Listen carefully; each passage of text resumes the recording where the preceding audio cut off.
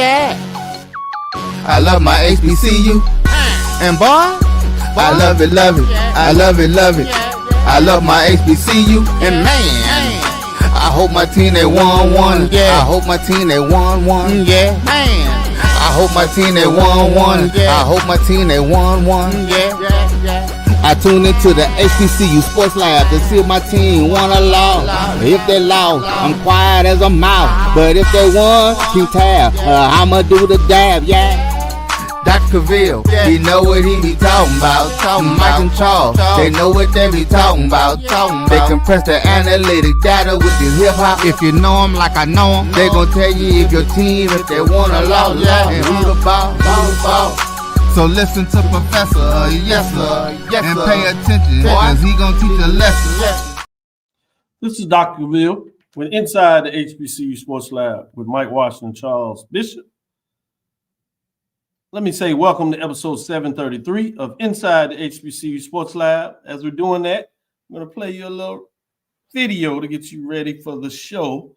See what they're thinking down in the Prairie View parts there. Prairie View A&M, come on, let's check in. When you see this face, it's time for us to talk. I need alumni, students, and surrounding areas to pay close attention. The game this Saturday at 2 o'clock will be the biggest game that Prairie View has had since the new stadium has been built. This game has a major implication in us going and hosting the SWAC championship. The athletics department, alumni, and staff at Prairie View reached out to me to make sure that I talked to other Prairie View alums to let them know the importance of the game this Saturday and why we all need to be there in full attendance to support our school. This game is a whiteout game. The reason this game is so important and considered the biggest game is because Alabama has the #1 offense and Prairie View has the #1 defense. That means two schools at the top of the list are battling to see who will win and who will host the SWAC championship. I don't know about y'all, but I need that SWAC championship in my backyard. Because best believe come SWAC championship December 6th, I'm trying to tailgate again just like it's homecoming, baby. And I know you want to too. So since you want to and I want to, let's go ahead and accomplish this goal together. If you're a Prairie View alum, I need you to bring another alum. Even Coach Tremaine Jackson, what he's doing is that if you've been affected by the government shutdown, he say he paying for your ticket. He say you walk up,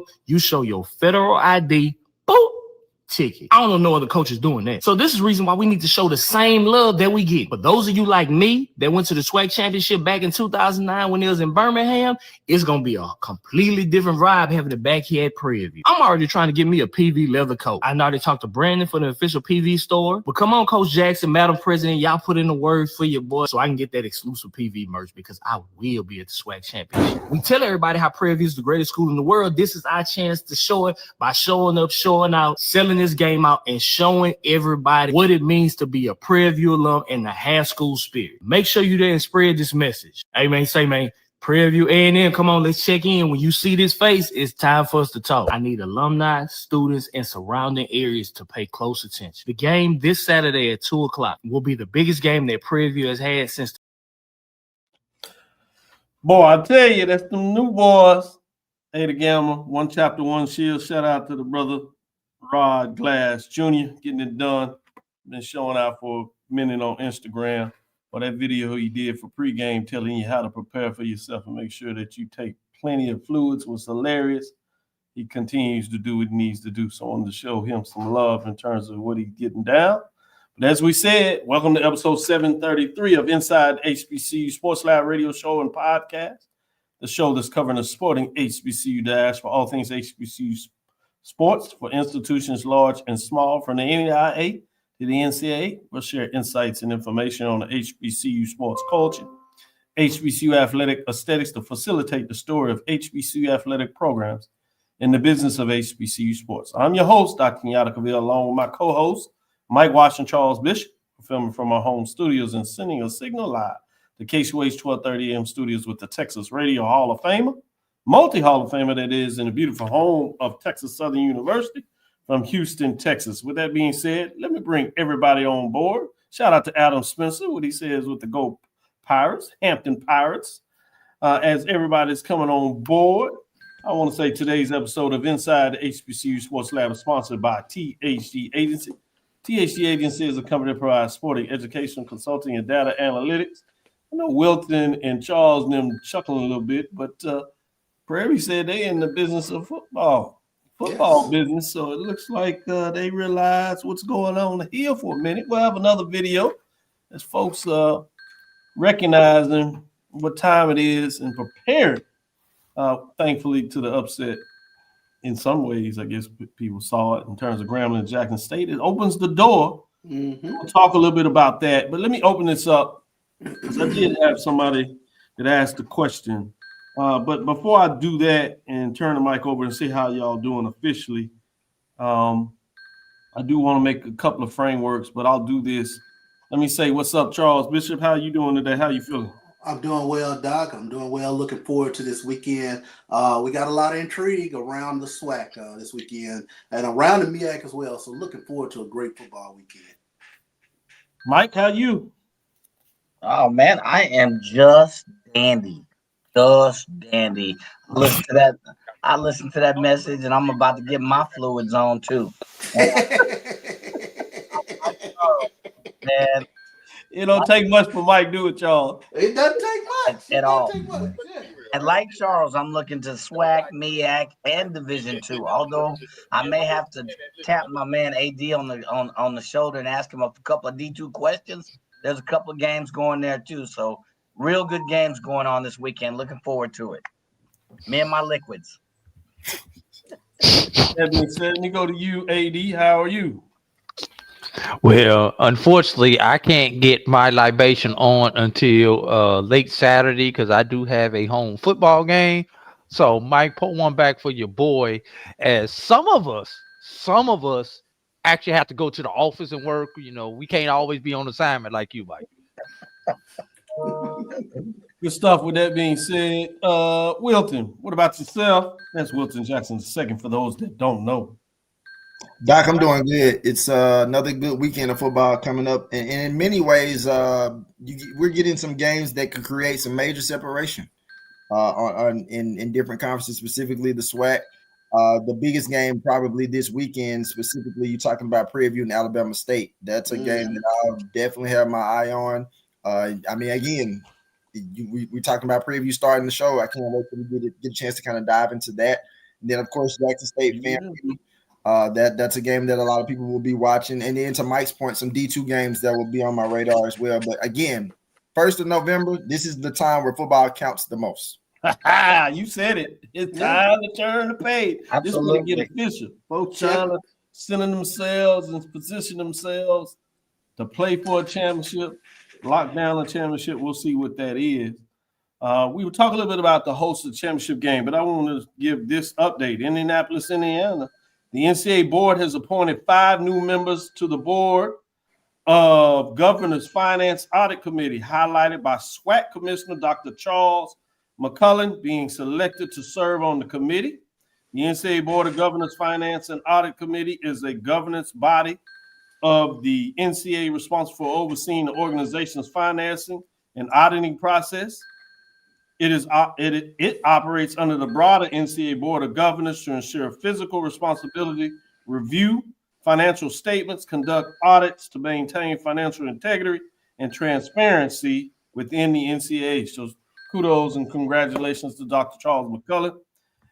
Then I had Jimmy Wilson asked me to make sure I provided some updates officially in terms of what does it mean to host the championship game. Well, there are a couple of caveats in terms of the financial economic component of that, and that's the biggest thing he wanted to do. Some people were asking me what are the lineups, so I shared that with some folks. If you hit me up on one of the social media platforms, I'll share it based on what you want. I don't know if we'll have time to really get into that. Still a lot to be played, a lot of season, but there are some indication, and there are tiebreaker scenarios. One for divisional finish, which is one component, and then there's a tiebreaker specifically for hosting a championship game. But why is that important that a lot of folks are asking the questions about hosting a championship game? Why are teams like Prairie View putting all this additional information out about the potential of hosting a championship game? Whether it's Jackson State, Alabama State, Alcorn a couple of years ago when it first turned over there. Well, the host team gets to keep all the ticket sales. The conference pays for the visitor in terms of no cost to them, but whatever you sell in terms of your ticket sales, whatever you do with your suites, whatever you do with campus parking, and essentially it's anywhere from about what we've seen since the last couple of games, including FAMU that hosted a couple of years ago. We see that essentially that is about $1 million. Specifically, it's about $750K to about $1.25 million. So it can slide a little bit, but roughly in the estimate, you're talking about $1 million to host a championship game. Obviously, ever since it's been brought to campus, the host team has won, which means not only do you get the benefit of that essential $1 million, you clinch your ticket if you win the game to go to the Celebration Bowl, which is essentially another $1 million. So hosting the game for the SWAC since it started has been essentially a $2 million ticket. One for hosting the game and everything that goes there, and meaning the team that is hosted has won. So if that continues to be the framework, you're talking about $2 million. But regardless, that's some framework that people are asking about. What is the importance about hosting the game? So I kind of wanted to put that out there because it was requested. With that being said, let's kind of go around. I don't know if there's a lot out there, but if you want to, Charles, what's on your mind in terms of this week in the HBCU sporting landscape? Yeah, let's take a look at the SWAC Weekly Awards this past week as the Southwestern Athletic Conference tabbed Grambling State's Xavier T-Set and Josh McCormick, Bethune-Cookman's Jalen Lewis, Florida A&M's Daniel Porto, and Jamal Haley, along with Alabama State's Andrew Body and Janelle Lenore for SWAC Weekly Awards. Let's take a look at the co-offensive players of the week. Xavier T-Set threw for 232 yards and 2 touchdowns on 16 of 26 passes. He also ran for 31 yards and a TD on 8 carries in Grambling's big victory over Jackson State. Andrew Body, he led the way for the Alabama State Hornets, completing 19 of 24 passes for 304 yards and 5 touchdowns, while also adding a rushing score to pace Alabama State's offense that rolled up an incredible 616 yards of total offense. Co-defensive players of the week include Bethune-Cookman's Jalen Lewis. He finished the day with 4 tackles, none bigger than a pair of sacks for 2-1 yards in total loss. Also, Jaleel Lenore from Alabama State. He had 4 tackles, 1.5 sacks for 13 yards, and a forced fumble during Alabama State's 56-13 win over Alabama A&M. And we have co-specialists of the week this past week. Porto, it turned in an impressive performance, 3 for 3 on field goal attempts, providing steady scoring and a momentum at key moments during Florida A&M's win over Southern this past week. Also, McCormick, he stepped up, had a clutch situation on a 44-yard game-winning field goal to help secure Grambling State's 26-24 win over Jackson State. So I want to give a shout out to all those players for winning SWAC Football Weekly Awards this past week. Thank you, Charles. Good update. I'm going to go to you, Wilton, because first I want to say I saw Andrew Body since Charles gave him a shout out, rightfully so, and shout out to all those players of the week. But that video he has coming in score one of those touchdowns, and they do the little Cavil strut. Oh, God. That was fly. That was fly. I want to give you a little love. Hey. Well, y'all boys be smooth at times. Oh, no. It's hard. I'm glad y'all got rid of them canes because y'all can't hold them up for too long. But that being said, shout out. We gonna be smooth. I'm just glad they ain't penalizing for it. Because I just knew a penalty was coming for it. but you know, it's only the boys in the purple and gold that throwing them hooks to get penalties in black college football. I'm saying, it cost you a championship game too, or a 15-yard penalty. South Carolina State, they figured that out too. So they got to get the message. Something wrong over there. With that being said, what's on your mind in terms of update? So, Doc, I'm going to get into some of the MEAC weekly football honors. South Carolina State University quarterback William Atkins IV was named the MEAC Offensive Player of the Week. His teammates Jordan Dollard and Chavez Trask Jr. also earned top honors, with Dollard recognized as the Defensive Player of the Week and Trask as Offensive Lineman of the Week. Morgan State's Raymond Moore II was selected as the Rookie of the Week, and South Carolina State's Nico Cavanilis-Alti claimed Specialist of the Week. Atkins IV led the Bulldogs to a decisive 51-20 victory against Norfolk State, marking South Carolina State's first conference win of the season. He went 24 of 36 passes for 428 yards, including 4 touchdowns and a 75-yard completion, fueling a balanced offensive attack that totaled 613 yards.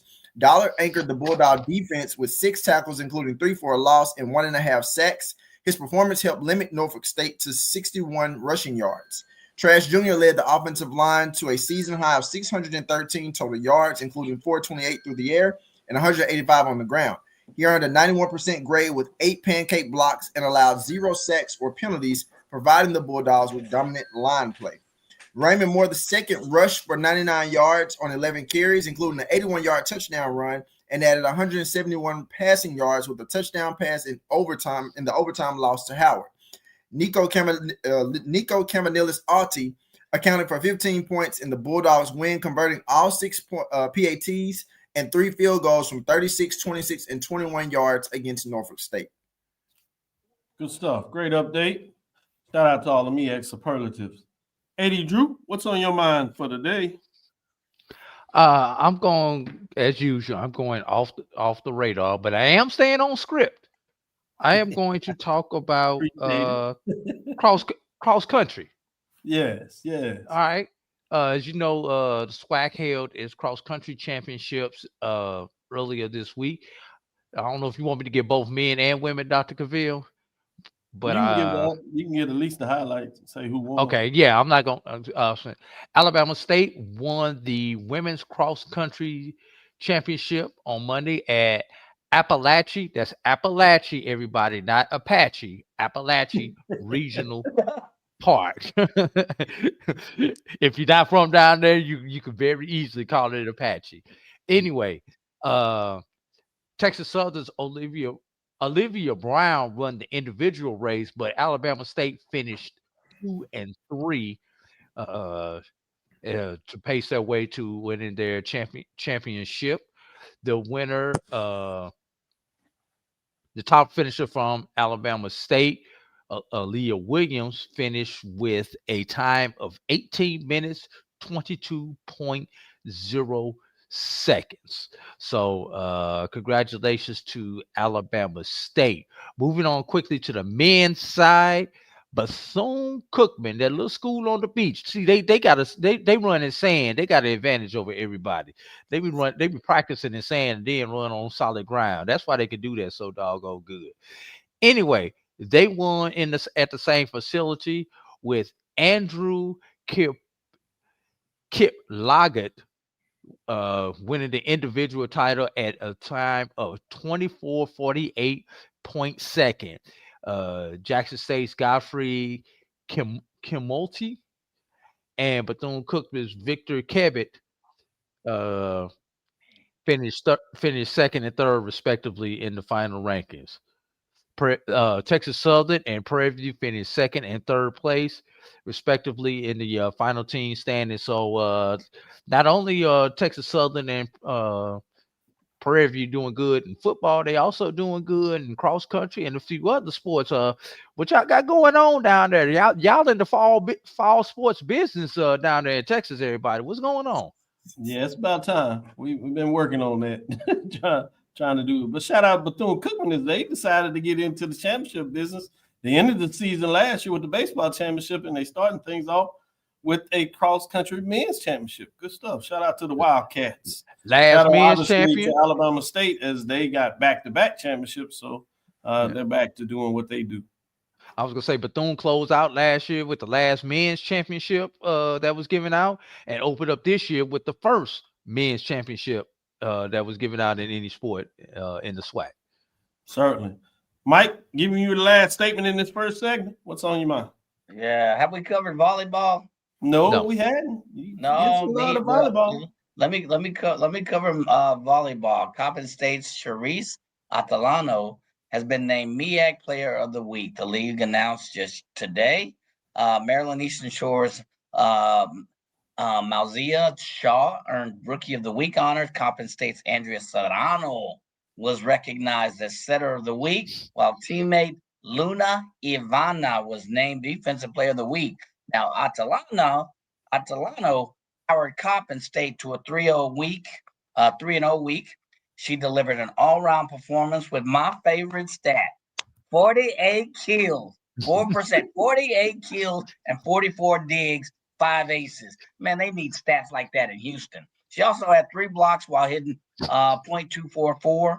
Atalano notched 3 straight double-doubles, including standard performance and wins over NJIT and Howard. That's New Jersey Institute of Technology, for those folks who question what NJIT was, and Howard, and capped the week with 17 kills, 17 digs, 4 aces, and a sweep. Man, that deserves a breakfast at Waffle House for sure. Scattered, smothered, and covered. That's right. Scattered, covered, and smothered. Shaw had a breakout weekend for the Yeah, I Hawks. need mine chunk. I just keep it scattered, covered, and smothered, baby. A little hot sauce on the side. Shaw had a breakout weekend for the Hawks, recording 19 kills, 9 digs, 2 blocks, hitting .325 across 3 matches. Shaw posted 8 kills, 5 digs, and a win over South Carolina State, and followed with 11 kills, 4 digs, and a block against North Carolina. Shaw was doing the thing. Sarano averaged 6 assists, 2.17 digs per set, adding 4 aces in a 3-0 week. And last but not least, Ivana totaled 30 digs over two matches, highlighted by a season high 18 digs against Coppin State and 12 digs with an ace in a sweep of Delaware State. So congratulations to the volleyball player weekly honorees. I love that stat. Digs and kills. Oh my goodness. We need to lobby for those kind of terms in Houston in football. The only thing I know is the pancake. That's it. Mike, they got you shouting out talking about when you said volleyball, talking about, oh, here comes the kill stats. And then shout out to Emma Price. Yes, your Wildcats getting it done. We're going to give love. Well deserved. Thanks for the support. With that being said, let's get into our first segment break, and then we'll come back on the other side. But before we do that, shout out to Mike rolling them R's, man. You can tell he's an international player, but you don't have a little. Let's do our first break and come back on the other side. You and Wilton looking good. Give me some love on my R rolling. I can hit you with some St. Louis R's over there. Over there. Merc. That's about right. That's right. It sounds like some Dallas folks, boy. Y'all must be cousin. Let's take our first break and get on the other side. This is the Dean of the College of HBCU Sports, Kenyatta Cavil of Dr. Cavil's Inside the HBCU Sports Lab with Mike Washington and Charles Bishop. Come mix it up in the lab where the course lecture is in session every Tuesday from 6 o'clock p.m. Central Standard Time on Facebook Live, YouTube Spreaker, or the BCSN app, as we discuss all things about the HBCU sports culture, including exploring the week that was in the sporting HBCU diaspora, as well as the upcoming week of HBCU sports. With me, the Dean, the College of HBCU Sports, on Dr. Cavil's Inside the HBCU Sports Lab with Mike Washington and Charles Bishop. Course lecture dismissed.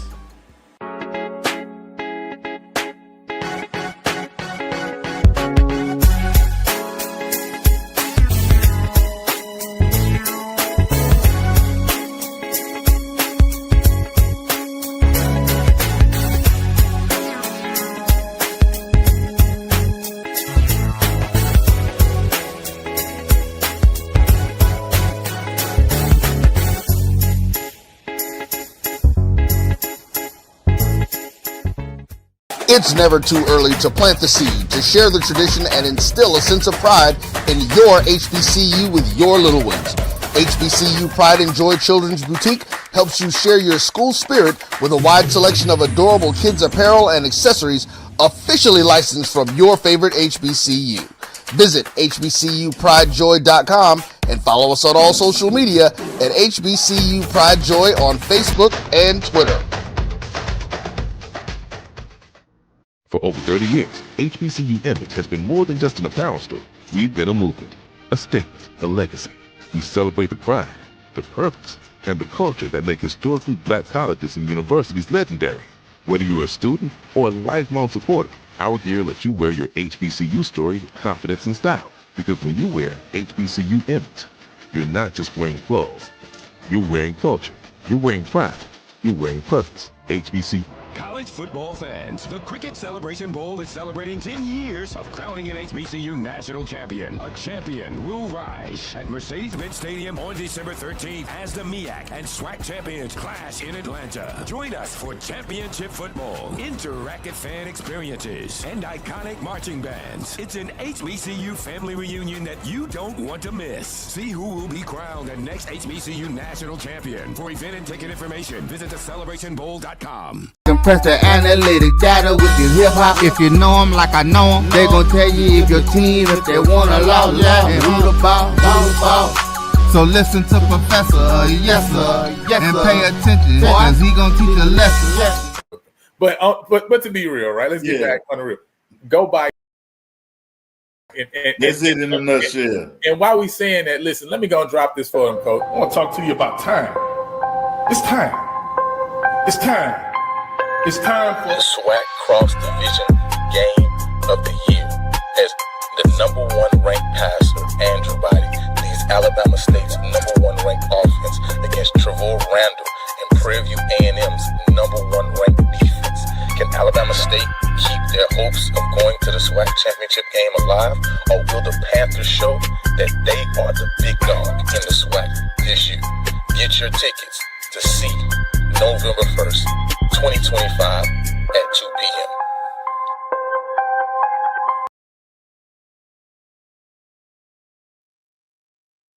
This is Dr. Cavil with Inside HBCU Sports Lab.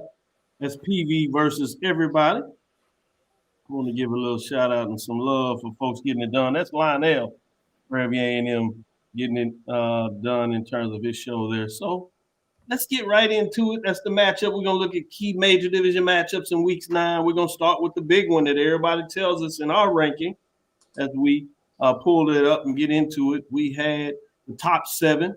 I'll give you those top 7 as we are pulling the rankings up to get into some of these key matchups. We're also going to introduce, when you all break down these matchups, Kyle Mosley, HBCU Legends, has his SP Plus, which gets into advanced analytics. So we'll get your breakdowns of this particular matchup, maybe some other ones, but certainly see what he has to do when he's run his data to see where you all and which direction you have. When you talk about the top 7, though, this week at number 7, we have North Carolina Central. At number 7, Texas Southern is number 6. Number 5 is Delaware State, the Hornets. Number 4 is South Carolina State Bulldogs. And number 3 is the Jackson State Tigers. And number 2 is Prairie View. And at number 1 is Alabama State. With this matchup, you have Alabama State coming to Prairie View, number 1 team in week number 9, according to Dr. Mills, CU Sports Lab, the only one that counts, I must say. They come in with the overall record of 5-2. The 3-1, they have 5 first place votes, and they're facing off against Prairie View A&M that comes in at 6-2, 4-0 with 4 place votes. So let's get into that matchup and get what your thoughts are in terms of this number 1 versus number 2, in terms of what that looks like. Let me start with you, Charles. Where are you in terms of this matchup? We're going to start on Charles and see what he is. I'm waiting to hear from somebody else real quick. All right, let's. I think when you take a look at it, I think the big key, obviously, for Prairie View for me is time of possession and keeping Alabama State's offense off the field. I think that's going to be huge. You're going to have to ask for Chase Bigman. You're going to have to ask for Lamajay McDowell. You're going to have to ask for Shad Bird. You're going to have to ask for that entire backfield to have the game of their lives in this game and really control the clock. You have to limit Alabama State's offensive possessions because we know what Andrew Body can do from an offensive standpoint. And if you're going to look at an Achilles heel with regards to Alabama State, especially on the defensive side of the ball, it is they can't stop the run very well. And this plays into the strength, I think, of Prairie View.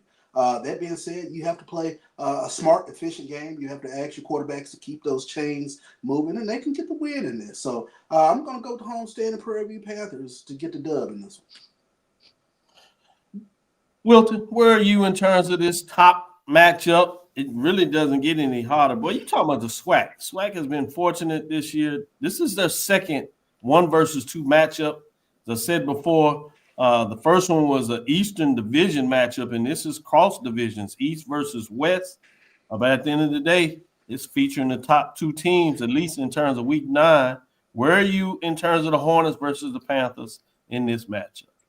Doc, I think this is going to be a really good matchup. To a lot of Charles' points of what he mentioned is more so the fact of like making sure if you're Prairie View, you absolutely have to protect the ball, not have turnovers. Obviously, manage the clock as well and keeping Andrew Body off of the field.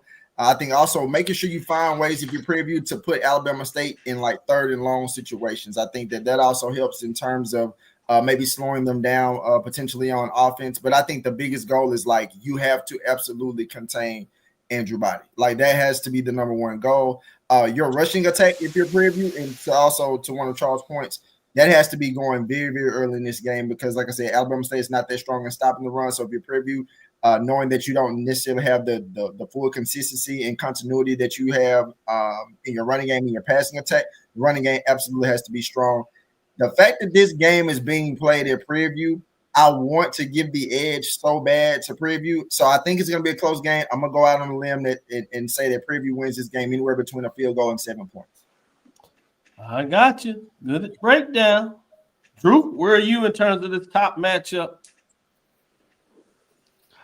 First of all, I'm upset at YouTube for adding all these numbers on the back of everybody's doggone handle, and you can't. You have to look and look through them to identify who's on our show now. You used to be able to quickly glance at them, but anyway. So first of all, I'm just mad at YouTube. These algorithms, boy, they follow us everywhere. Now that I'm off that tangent, I am going to my stat, because I know we're going to get into Kyle's stat, but I'm going with my efficiency stat, the stat that measures your offensive and defensive efficiency relative to your score. And according to my efficiency stat on a per game average, Alabama State is 9.7 points better than their opponents, while Prairie View is only counted 0.23 points better than their opponent. So based on the metrics that I have created, and I don't care what y'all say, I'm going by my metrics. Alabama State by a little bit more than a touchdown. Good stuff. Mike, close it out. Yeah, so you got a classic battle here. Number one, offense, defense. We know that. But if you dig deeper into that, I think Charles alluded to it. Alabama State is number 8 or 9, and they've been as low as 10 in the SWAC in defending against the run. So if there's any Achilles tendon, that does sway to Prairie View's strength, which is the run game. However, the other thing you have to keep in mind is if you look at the top, Alabama State has 3 top rushers in the top 12. Their number 1 rusher is also their number 1 passer. So Andrew Body is number 1. Then you have Kirkendall kind of bringing up, and then you got Holsclaw. So they have a committee of folks that can run the ball, and then passing is just as good. So the other thing, so if you can somehow neutralize, and they have to be all in on stopping Andrew Body when he's on the field. Vegas has Alabama State by 9.5. That's kind of close to your scale of what you had, AD. I looked into their numbers, and they do some kind of algorithm, but they have Alabama State by 9.5. I also have to give home field advantage and who's won the last 3-4 out of these matchups. Alabama State has the advantage overall in their head-to-head matchup. However, if you look at the last 6 or 7, I believe Prairie View has an advantage as well. So we will see if Prairie View can come out with that momentum. I think they can pull out a close win at home. I am going to call for the upset. I'm not thinking with my head. I'm thinking that defense, and I think Coach Tremaine will get these guys up for the battle. I am calling for an upset at home over Alabama State based on that defense and them kind of neutralizing Andrew Body. Andrew Body has not beaten Prairie View, I do not believe. Correct me if I'm wrong. So he has something to in this some stake in this game as well. But I think Prairie View defense will meet the challenge, and I think it'll be a very close game. I'm going to go against Vegas and go with Prairie View on the upset win here. Good stuff. Mike is going with the upset. Let's see what Kyle Mosley said. Go to our next program here, and he says Alabama State versus Prairie View projection. Alabama State leads SWAC in offense, but Prairie View is number one in defense. 17.3 points allowed per game, strength versus strength. Look for a close, low-scoring contest, which many of you all said. Yep. He says with Alabama State's firepower narrowly overcoming Prairie View's defense edge, Alabama State by a slim margin is what he has in terms of his projection running the numbers. So we'll see what that looks like. Let's take our next break. And when we come on the other side, time to talk about a top 10 matchup that features Jackson State. It actually leads the East. People have forgot about that. While they do have the loss, they have the head-to-head tiebreaker. So while the big game is number 1 versus 2, Jackson State has their destination in their hand. Although they lost last week, they're still coming in at number 3. We'll be right back when we talk about 3 versus 10, Jackson State versus Florida A&M in the next segment. And we'll see what the Kyle Mosley projection is. We'll see what these gentlemen have. On this first one, 3 going with Alabama State, 1 with Prairie View. Fascinating to see what they say in the next matchup. Let's come right back after this next break.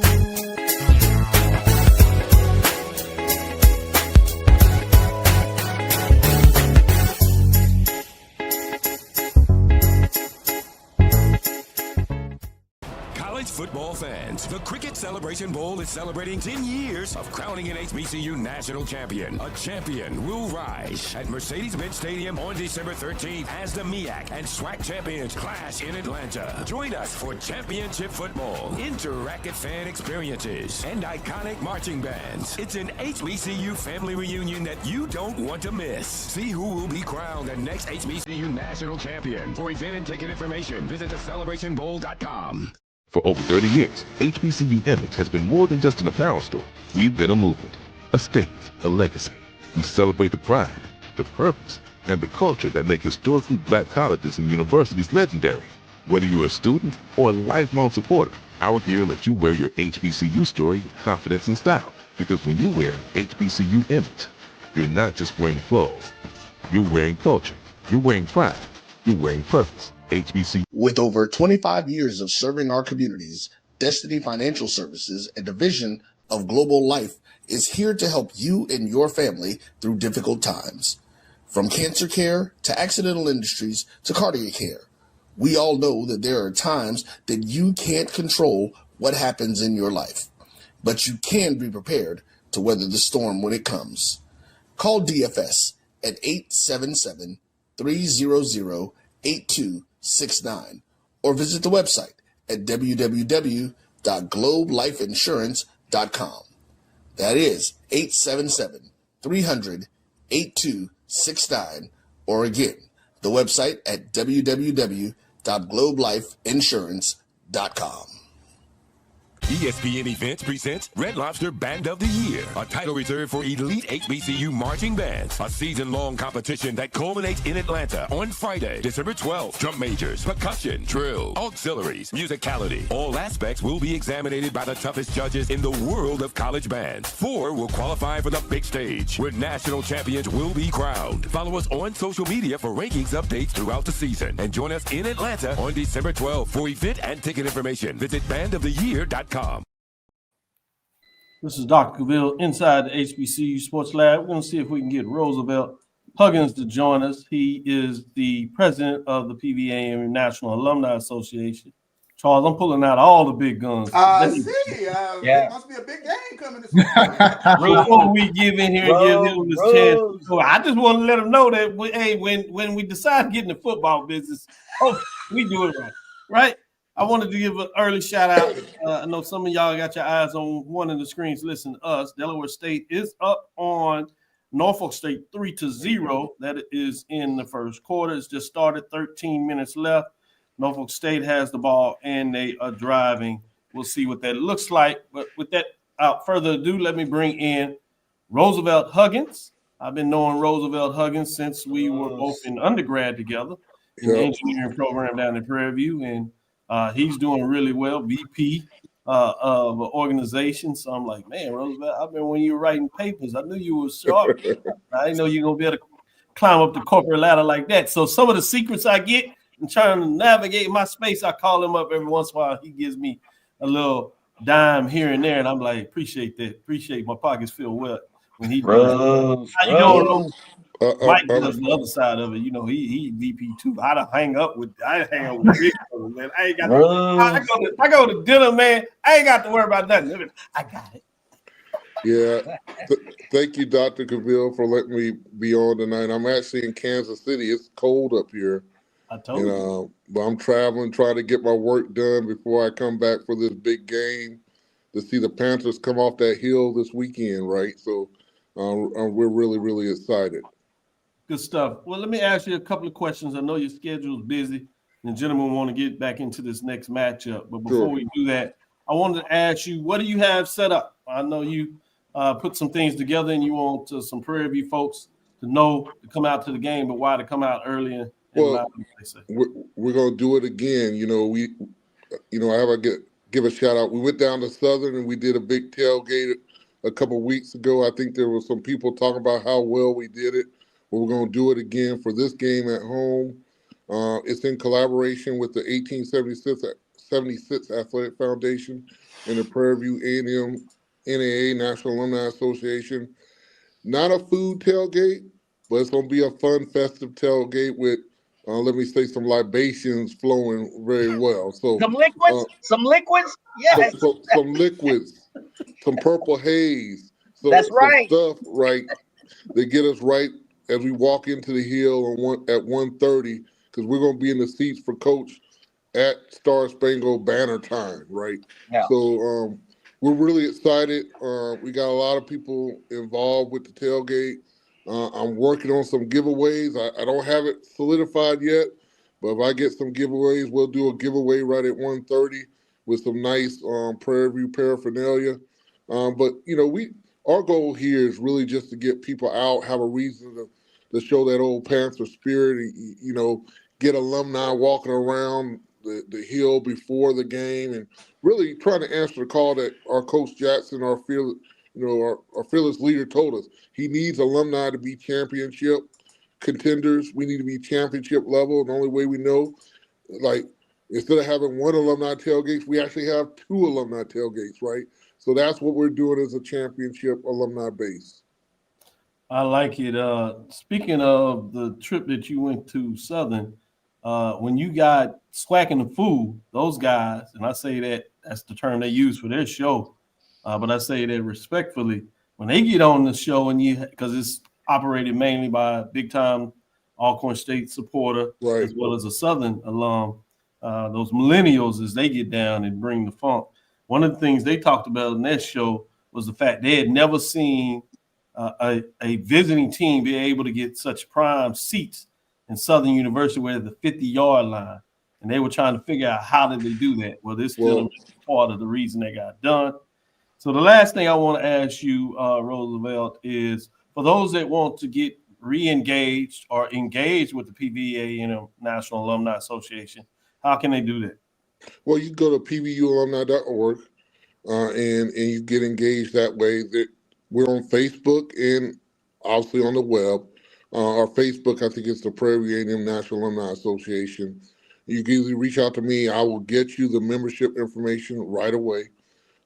We have key chapters in classes in most major cities, definitely Houston, Dallas, Atlanta, LA, Washington, D.C., Chicago, We have a Florida representation. So we have people we can get you with locally so you can have that local Panther spirit during the year, not just at homecoming, not at just big games. But you talked about, I just want to say this, if you don't mind, you talked about that Southern tailgate, Dr. Cavil. We always talked about once we got our money right, what are the things we could do? Well, we had our money right at Southern, and there's nothing we couldn't do. So I think, this tailgate will be just like that. We'll have a lot of people out. It won't be homecoming, but I think we're going to have some fun times with some fun friends that you may not have seen in a while. So we're really excited. And again, really to build on, we're trying to give some money to the Panther Athletic Fund at the same time, and also build on, the NAA membership. That's our goal for this tailgate. Great breakdown. Appreciate you. Update here with 10 minutes left. Norfolk State has scored a touchdown, so at this point it's 6-3. Okay. So they're churning over there, trying to miss the after point attempt, and 6-3. 6-3. So fascinating with that.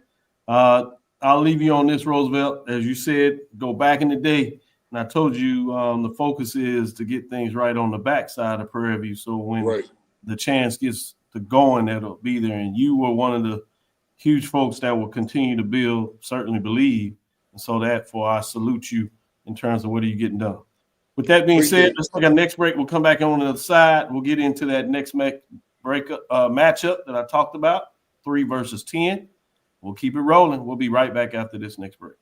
You're looking for the latest information on Southern University sports, the Southwestern Athletic Conference, and HBCU athletics. There's only one place to go. Tune in to the Carlos Brown Show, exclusively on the Black College Sports Network. Planning an event? From weddings to corporate functions, CMJ Events LLC brings over 15 years of experience to make your vision a reality.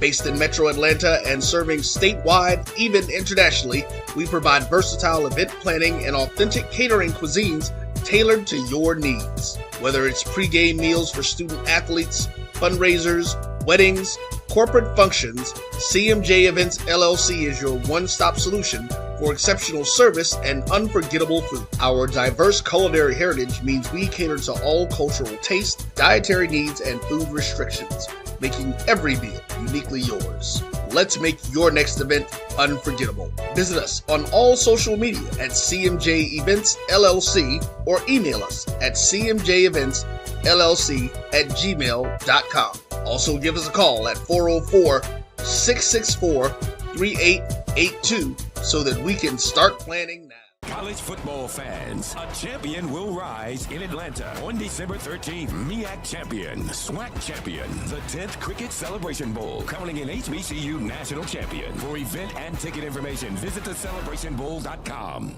Since 2002, Empowerment Resources, Inc., a nonprofit organization, has empowered more than 1,500 youth and adults in Duval and surrounding counties through its programs Journey into Womanhood, Girls Mentoring, Life Skills for Teens, and parenting education coaching.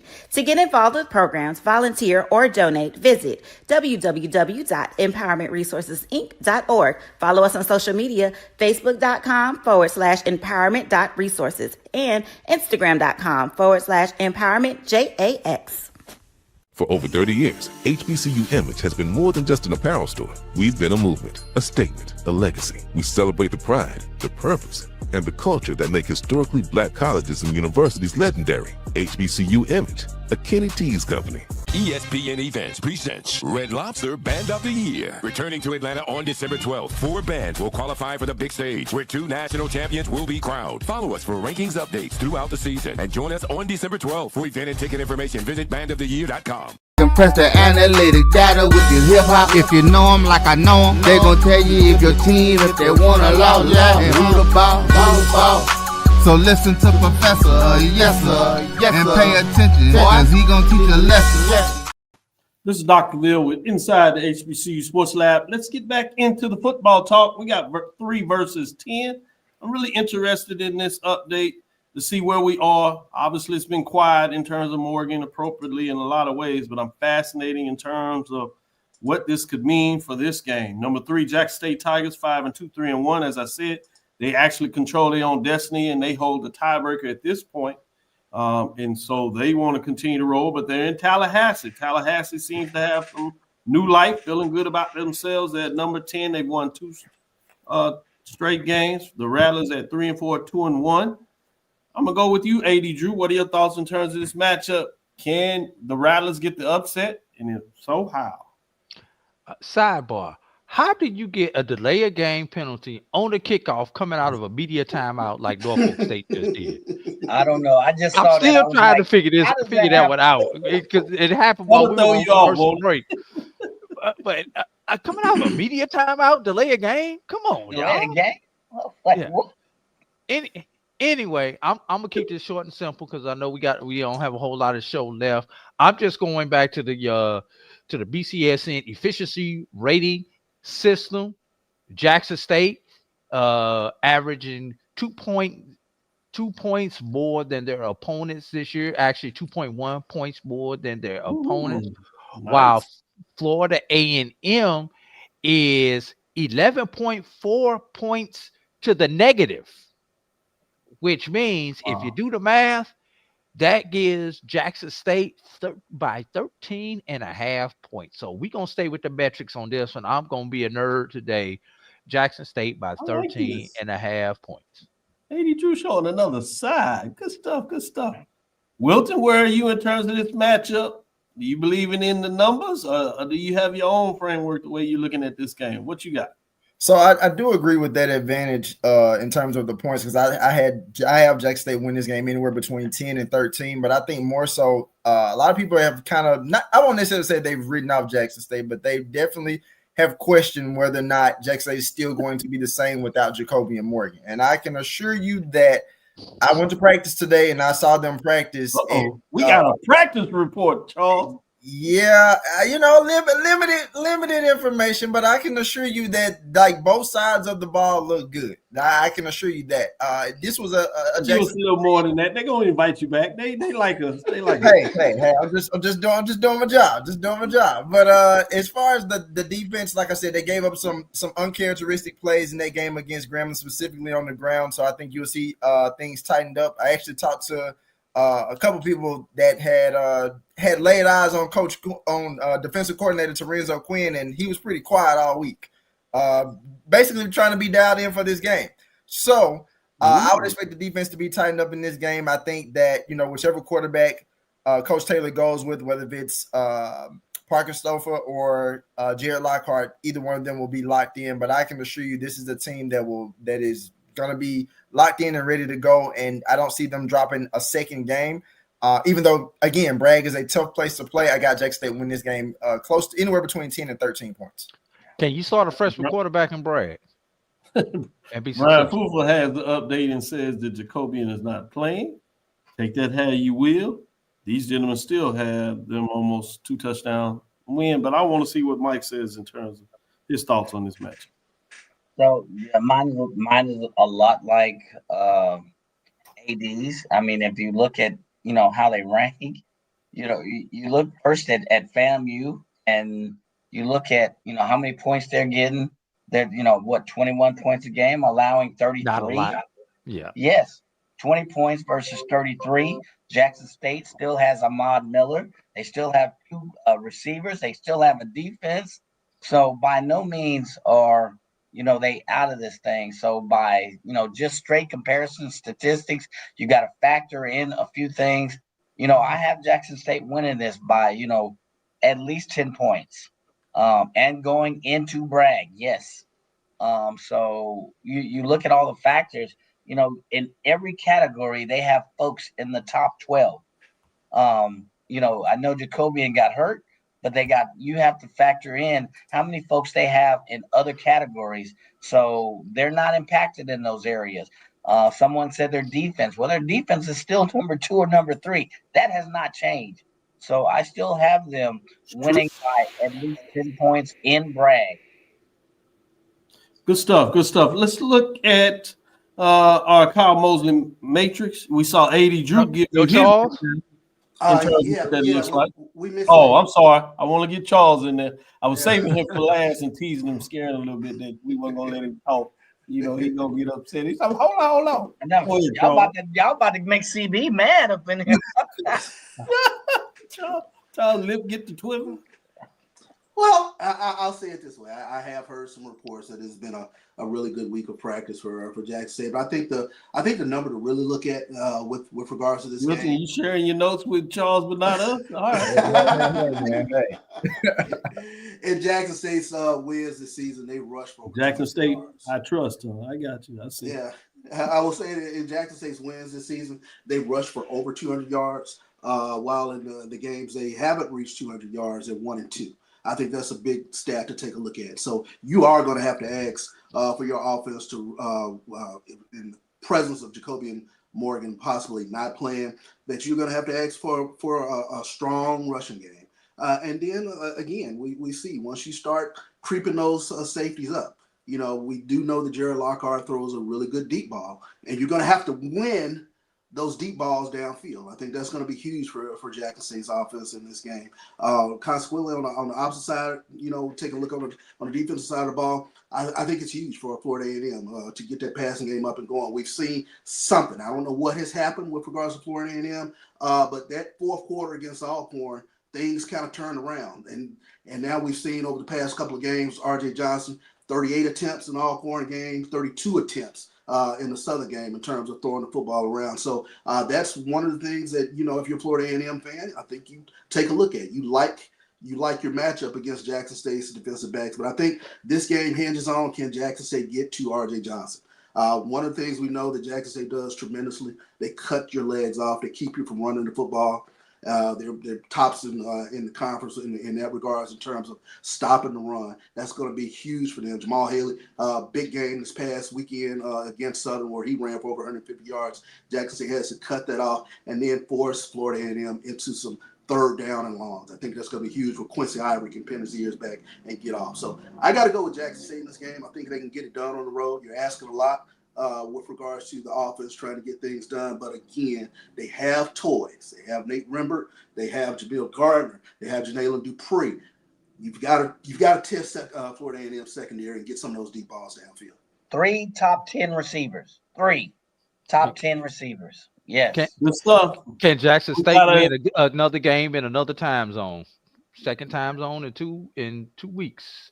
Yep. You told us at the beginning to look at the time zone, and it didn't catch them on the back end, or at least we don't know that yet, but it caught them on the front end. We'll see what that means. Charles chuckles and said that's a lot of analytics. Well, AD Drew gave you his analytics, and that it was plus 14 in terms of Jackson State. We have a clean sweep for Jackson State. Let me give you another analytics. Kyle Mosley, HBCU legend, SPS. SP plus. I'm thinking about the SPSS that Charles is doing for his dissertation. But with that being said, advanced analytics. We have FAMU versus Jackson State, and Jacobian Morgan's injury adjustment is what he had to use in this one. Impact. Jackson State loses their starting quarterback, likely reduces offensive efficiency. A conservative estimate is to drop their points per game protection by 7 to 10 points due to the reduction in passing reduction, third down conversion, and scoring drives. Revised projection. The previous projection had Jackson State winning before the injury, 28-23. New projection has Jackson State 20, FAMU 23. Projection winner upset, Florida A&M edges ahead of Jackson. JSU decreases in offense firepower. Interesting. The only one that puts out there is Kyle Mosley. We'll see what happens on Saturday. That's why we play the game. Look at Brian jumping in. Brian said, struck the world, struck the world. Well, he likes the projection. Look at it. Wow. Yeah. Salute out to Kyle Mosley. I think we got some fandom going on in here. But let's take our last break, come back on the other side. We'll do kind of a fast rundown and give you any updates to take place here on a couple of games before we let these gentlemen get out of here in the show. Let's take our last break and come back on the other side. Still, the score is 6-3 between Norfolk State and Delaware State, with Norfolk State having the lead. Let's come back on the other side after this last break. Greetings, Staffers. My name is Roland Austin, and I'm one of the directors at the 1876 Athletic Foundation. The 1876 Athletic Foundation was formed to promote the success of all 343 student athletes. Our overall goal is to fund scholarships for all of our student athletes. We ask that you help us in achieving this goal by donating to the 1876 Athletic Foundation via the QR code below or 1876.foundation. Your generous donation will help us continue to assist the needs of all of our Panther athletes. Thanks, and go Panthers. ESPN Events presents Red Lobster Band of the Year, a title reserved for elite HBCU marching bands. A season-long competition that culminates in Atlanta on Friday, December 12th. Drum majors, percussion, drill, auxiliaries, musicality. All aspects will be examined by the toughest judges in the world of college bands. 4 will qualify for the big stage, where national champions will be crowned. Follow us on social media for rankings updates throughout the season. And join us in Atlanta on December 12th. For event and ticket information, visit bandoftheyear.com.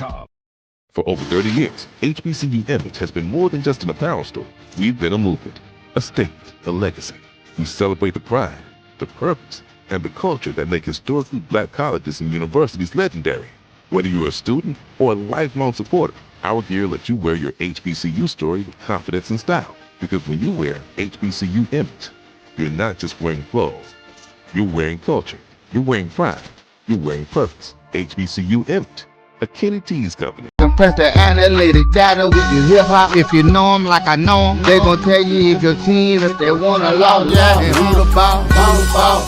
So listen to Professor, yes sir, and pay attention, cause he gon' teach a lesson.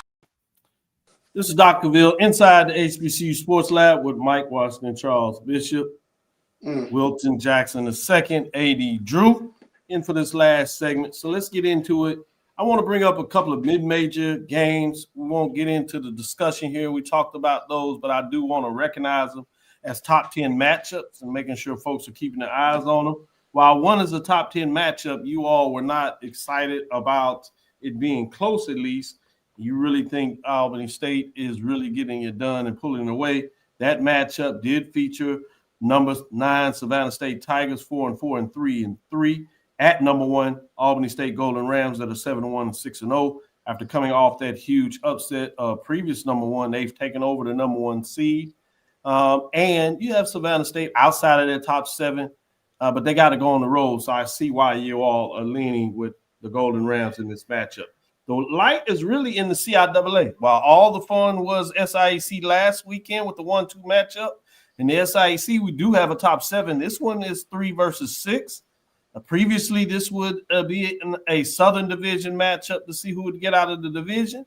They only play one lineup, so that's not the case, but it still is a big game because they're fighting for that 1 and 2 spot with Virginia Union leading the way. You have Fayetteville State that's also undefeated, but you have Johnson C. Smith Golden Bulls that come in the 3 spot higher than the undefeated Fayetteville State. They are 7-1 overall, 4-1 in terms of their conference record. They had number 6 Fayetteville State Broncos 5-3, 5-0. You wrote this down. Everybody, for the most part, said Johnson C. Smith. You did have one of the guys said, watch out, Broncos is where they're going. So that's something to keep your eyes. We'll see what that looks like next week. Fascinating in terms of the CIAA. Somebody is going to take a step forward while somebody will pull themselves and get back in the matchup. Let's go back to the major division games in terms of what this means in terms of some key matchups. We have Morgan State Bears. South Carolina State is number 5. The Morgan State Bears have found ways to lose. They had one game where they found a way to win, but most of them close. They haven't been able to get it done. So I'm not even saying if you are the lower seed team, usually say if you can keep it close, you're in good shape. For these Bears, that doesn't work. They're 3-5, 0-1. They need this to somehow stay in the race, or a long season really gets longer as number 5 South Carolina State Bulldogs. Coach said in the media session that they're playing their best football right now. That's a scary thing if you are not a fan of the Bulldogs. They're 4-3, 1-0. That's your matchup there. Interesting when you think about the metrics. We heard the metrics in terms of AD Drew. But looking at Miles Mosley, he says Morgan State at South Carolina State projection. South Carolina State is 3rd in offensive output, while Morgan State's defense is solid. I could be closer contest, but South Carolina State's offense should make the difference at the matchup. He says South Carolina State by a touchdown. AD Drew, what were your metrics in terms of this matchup? I was just looking at that, Dr. Cavil. to sum it up, the metrics has Morgan State by 3. South Carolina State a minus 575. Morgan State a minus 2.9. So when you do the math, that's Morgan State by 3 in a sloppy game. Certainly would have to be that upset. We don't have to go into a long conversation, but I want to know, Charles, which side of the dice are you rolling yours on? I got to go against the metrics and go South Carolina State on this. Wilton? I'm definitely going with South Carolina State. I think it's going to be too much William Atkins the fourth. But as long as South Carolina State protects him, they finish in the red zone and find ways to keep Morgan State on the sideline and limit their rushing attack with Jason Collins. I think South Carolina State wins this game. Mike, you going with the upset or are you going with Charles? No, this is one time I don't go with the fuzzy math or the metrics. I'm gonna go with Vegas, which has South Carolina State.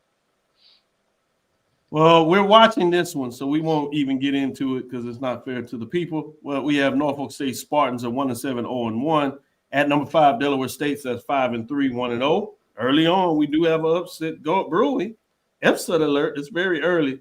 But Miles Mosley had Delaware State has the league's best offense, 481, and a respectable defense, while Norfolk State's defense gives up the most yards, 449.9. Your offense is fourth best. Expected Delaware State to dominate offensively and control the game space. Delaware State by 2 touchdowns. AD, what do you have? Delaware State by 2 touchdowns. Oh, they agree. Good stuff. Let's move forward. Alcorn State Braves 2-6, 1-3. Got a big win. They're at number 6 Texas Southern Tigers that are red hot. Probably didn't necessarily want to take a break, but they got a chance to be injured. They're back at home, 4-3, 3-1. It's students rush the field week, so a lot of students were there. A lot of them excited in terms of those that made the academic dean's list. So be excited about that. Let's see what the numbers have to say in this matchup. Projections. Both excel at defense. Texas Southern is second best in defense, but Alcorn offense lags behind. This has the making of a defensive slugfest. The Texas Southern gets the nod at home. Texas Southern by a field goal. Drew, what do you have? Texas Southern by 8.5. Charles, you follow Texas Southern, call those games. I will get you in on this one. You agree? I do agree. I think too much Atheon Renfro and KJ Cooper. I think Texas Southern has a lot more offensive output than what Alcorn can stop. Good deal. Wilton, I'm going to get you in on this next one. It's number 7, North Carolina Central Eagles. Basically, the question is, can they bounce back 5-3, 0-1 at Howard Bison at a 4-4, 1-0? This matchup features 2 teams that recently played in the Celebration Bowl. Oddly enough, both of these teams were in their way in those years. When this matchup came up, it clinched the division for them, but they beat the other team by 50 points. So interesting when you think about that matchup there. Let's see what the data says. North Carolina Central at Howard. Projection, Howard leads the MEAC in defense. Lowest yards allowed per game. I told everybody that this is a championship level defense. The problem is the way on the other side in terms of offense, but is last in offense production. North Carolina Central boasts the second best offense, but a middle-ranked defense. This should be a defensive battle with North Carolina Central's offensive likely giving them a narrow win. North Carolina Central is a low-scoring fight to the finish. 80, Drew, quickly, what does your number say? North Carolina Central by a field goal. Wilton, where are you in terms of your analysis of this matchup based on the data analytics and your own personal? I like the fact that obviously we know that Howard has a strong defense, but I think this is going to be too much of a North Carolina Central team that still has hopes of potentially getting to winning the MEAC and then also hopefully getting a berth into the Celebration Bowl. So I think it's going to be a good bounce back game. It's going to be a tight game though, but I think you're going to get a strong performance, bounce back performance between Walker Harris and Christian Mosley, and I think that the Eagles will get this win. Update here, Delaware State has scored. They're back up 10-6, so things are going in their flavor in that matchup. But now we have Mississippi Valley State Delta Devils 1-6, 0-3 at number 8, Bethune-Cookman Wildcats. We know what they can do offensively. Do they continue to roll? We shall see. 4-4, 3-1. The metrics say in terms of Mosley. Production, Bethune-Cookman sits near the offensive top 3, while Mississippi Valley State is near the bottom on both sides. Bethune-Cookman should pull away in the second half. Bethune-Cookman by 2 scores. Drew, what do your metrics say? BCU by 4. Charles, where are you in terms of this matchup? Bethune-Cookman too much offense, but interesting stat. They're second in the SWAC in sacks. And guess who's in the bottom of giving up sacks? Mississippi Valley. So I got to go with the That's not a good combination. Not a good combo. Glad you did it. The reason why. Yeah. Mike, I'm going to get you in on this one. Alabama A&M Bulldogs 4-4, 1-3. At number 9, Grambling State Tigers that are coming off a big win. They do have a quarterback that got hurt in that matchup. So mentally where they are would be intriguing. I know you can't actually know inside it, but you can give a framework. They're 5-3, 2-2. In terms of what that looks like when we get into the matrix, this is another game where you can get some upset updates in terms of a quarterback. Prayers continue to go out for T-Set. We're hearing good things, so I'm glad to hear our prayers are being answered, but continue to say your prayers for that family no matter what. Impact, Grambling State loses their starting quarterback, which could decrease their points per game by a similar margin, 7 to 10 points, depending on the backup's experience and the system fit. Backup came in. That was a limited action. He's played this year for various reasons because of other injuries and led him to a game-winning field goal. But that's to be said. Previous Alabama A&M 29, Grambling State 26. But new projection, they have Alabama A&M 29, Grambling just 17.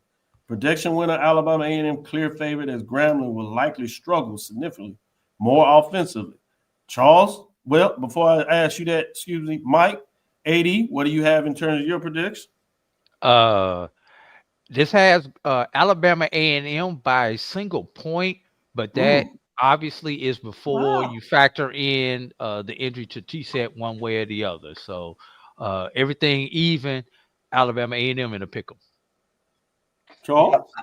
Yeah, I got to go with Alabama A&M. Not having Xavier T-Set, I think that's a big question mark at quarterback spot for Grambling. But that being said, I think the health of Eric Hadley in this game, I think that's going to be huge for Alabama A&M as well. Mike, where are you in terms of this? Yep, same thing. Alabama A&M was number 6 offense with T-Set. Passing, they were number 1. So without T-Set, where do they go? You look on the defensive side, and you look at where they are. You got to give the edge to Alabama A&M by less than a single touchdown. Oh, by the way, Vegas has Alabama A&M by 5.5. Interesting. Last one we'll discuss. One is a little bit off the board, but they're big brand. Want to see can they get their first win in a lot of ways, but they got to go on the road to do it. So does the Golden Lions get the win? Southern Jaguars 1-7, 0-4 at Arkansas at Pine Bluff. Golden Lions 2-5, 1-3. Let's see what the projections say. Southern Arkansas projection. Southern's defense is last in the league while UAPB is in the middle of the pack in offense, but near the bottom in defense. Expect the high scoring affair, even though you have teams that can't score, potentially an upset if Southern can't tighten up defensively at home. Arkansas Pine Bluff in a possible upset is what they're calling. Drew, what do you have? Alabama A&M. Arkansas Pine Bluff by 8 points. Yep. I'm gonna let everybody in this since it's our last one. Let me start with you, Mike. That's the numbers. That's not me. That's what the computer say. Dude, I'm interested to see what you have to do. Mike, what do you say on this? Dude, Southern is 15.9 points per game scoring offense. That's through week 9, 10, and they're allowing 37. Vegas has UAPB up. I'm going UAPB on this one. Wilton? I gotta go with Southern. I just think that Wilton will always give an edge to Southern. They can be 0. Where'd you graduate from, Wilton? I went to Jackson State, Southern. I just want to make sure. He was there with them Haunting years when Southern just would find a way to be down. They just think they have a win, they come back. He's still wounded. So I got some Louisiana roots when I went to LSU. So I just can't go against Southern in this game. I do think it's gonna be a close game, but I give the edge to Southern. I would like to see Fred get one. I will agree with that. Charles, where are you? I'll let you end it. Yeah, Southern is in the bottom of the swag rankings in offense, and the bottom of the swag rankings in defense. And for whatever reason, I'm picking them over UAPB. I just can't. That's like saying you're gonna lose the Valley. I don't know what it is. I don't know what hole they got on me. I think I know the hole, but let me see what my wife is. I would get him out of here before he gets in trouble. Thank you for listening to Inside the HBCU Sports Lab. Make sure you share your podcast with your friends and colleagues. I am Dr. Kenyatta Cavil, the Dean of HBCU Sports, come from Inside the Lab and the College of HBCU Sports with Mike Watson and Charles Bishop, Wilton Jackson II, and A.D. Drew. Appreciate you providing a tremendous show with a lot of information, a lot of data. Again, we want to thank you for listening to Dr. Bill's Inside the HBCU Sports Lab with Mike Watson, Charles Bishop every Tuesday and Thursday at 6 o'clock Central Standard Time, Sunday at 9 a.m. Make sure you tune in to SWAC TV for that number 1 versus number 2 matchup. But tune in a little early at 9 o'clock Central Standard Time where you can get Game Time hosted by Roy. You'll see Charles joining Mike at times, myself, giving you updates specifically on the SWAC and the games of the day and what is taking place in the previous week. Follow me, Dr. Kenyatta Cavil, on Threads, Facebook, and Instagram. That's DrKenyattaCavil. Again, it's DrKenyattaCavil. Green Bay, continue to move forward. We will talk with you soon. Charles? Of course. Mike? Lecture. Wilton and AD? Dismiss. Oh, they got 100. I know. A+, baby. Man, it's in the book. Man, Doc, you and Wilton went, man, I got to update my dress code, man. Serious. Y'all with these Cartier Kappa-like clothing. Slow you roll. I'm serious.